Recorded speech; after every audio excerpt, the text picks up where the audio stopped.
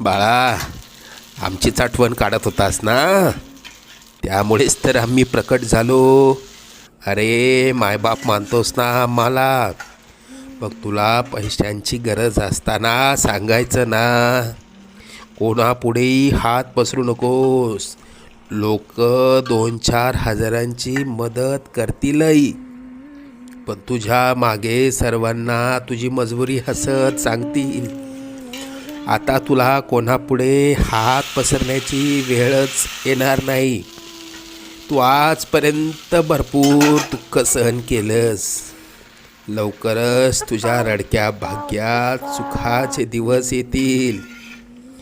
तुझ्या मनात असलेली इच्छा पूर्ण होऊन अक्कलकोटला पेढे घेऊन येणं होईल.